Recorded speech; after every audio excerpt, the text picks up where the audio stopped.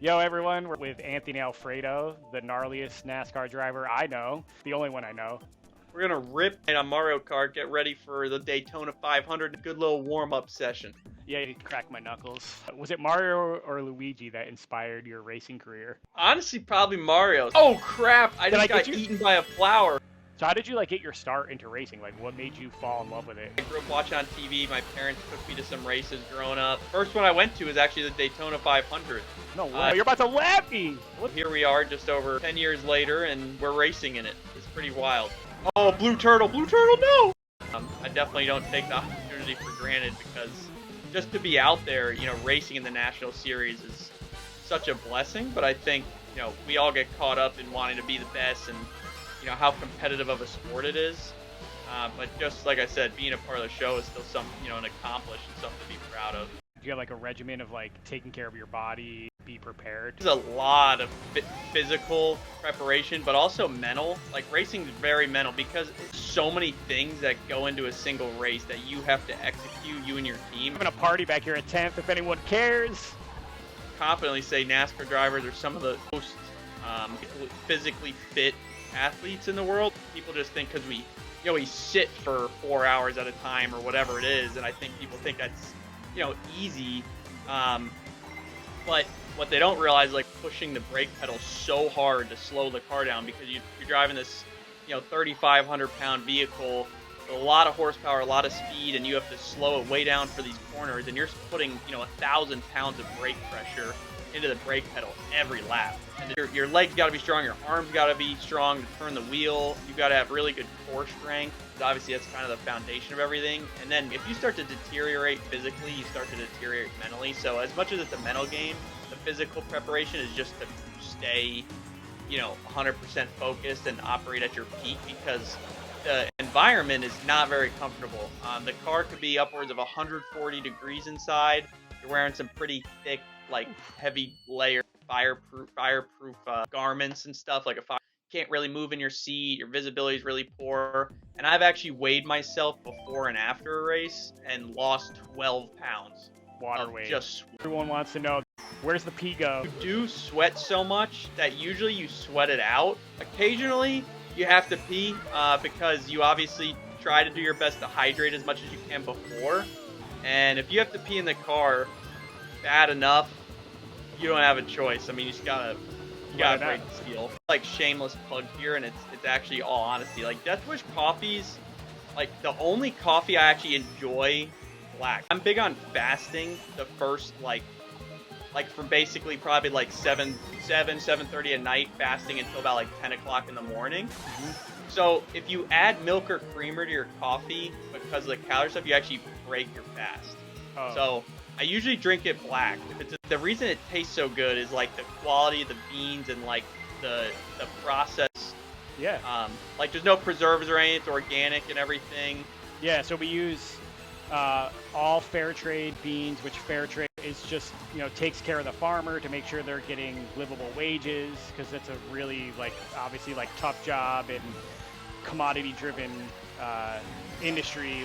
There's a lot of kind of injustices happening to the people around the world. So we pride ourselves in having all fair trade coffee, which is really important to us. And then obviously organic for the sustainability of the planet. Coffee, one of the most pesticide sprayed crops in the world. So you definitely don't want to be drinking that. So that's first and foremost why our coffee tastes so good. And then we have a proprietary blend of Arabica, which everyone's familiar with, but Robusta beans, which has been this kind of rebel bean that people kind of frown upon in the coffee industry, but Robusta has twice the caffeine of Arabica, and so we roast that, we blend it with our Arabica, and that's what gives it its extra kick, but also the boldness in the flavor and the aroma, it adds to that. So, and that's the simplest way I can put it while I'm getting destroyed in Mario Kart. I always love when people try it for the first time and I think a lot of people always know it's going to be stronger and that's the biggest thing they anticipate, but they don't always anticipate the flavor and how good it actually tastes. So I think a lot of people are drinking or tasting preservatives and all these other things that you don't even know you're having. You know, so many people like are understanding and want like a strong taste. They don't want like a weak tasting coffee. Like you drink Dunkin' Donuts and it tastes like you drink someone's like sock water. Yes. So yeah, like strength to us is about the whole experience, you know, like the caffeine is important, but so is the flavor, the aroma, and obviously the cleanliness of the product that you're putting in your body. You being a professional athlete, you don't want to be laced up with gross preservatives and chemicals. Oh, I know, I'm in first place right now. I'm in dead last. That's like hopping in a cup car with no practice and qualifying for the Daytona 500. Well, which on. I'm actually doing. I was gonna say, like, here's your practice right here. Do you have any crazy like rituals or like superstitions or things that you do before the race? Like what happens in my life is not determined by what underwear I'm wearing. True story. Matter. Yeah. I will say though, what I still do all the time is listen to some music to get pumped up. What are you bumping? Like, all I'm saying is, if you guys want to listen to, you know, the headbangers I'm jamming out to on race day, they're all in that hit the gas playlist. You race super fast. Have you ever gotten a speeding ticket outside of the racetrack on the highways? Yes, I've gotten a speeding ticket. Did you get out of it? It was when I was like 16. Oh, all right. And that's the only one I've had, fortunately. But for me, I get it out of my system, I think, on race weekend. Someone asked what my daily driver is. It is a Chevrolet Silverado. What's the first car you ever had? Actually a Chevrolet Silverado. Anthony won again. Go figure. I mean, you're doing superb here, so if that's any indication of how you would kick some ass at Daytona.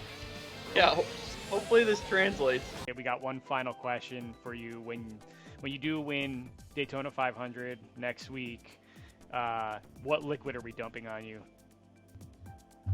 Obviously, Death Wish coffee. Just it can't be hot. Yeah, Please, we'll do the ice. You said you love ice, so we'll do the ice. Yeah, ice Death Wish coffee. People who don't know, I mean, you guys first sponsored me when I came into the National Series as a rookie in 2020, and to you know, still be working together and growing together is really cool alone. But to go take on the Daytona 500 together, you know, the biggest race of the year, the biggest motorsports event in America, really, is something I'm really excited about and looking forward to. I know a lot of other people are too, including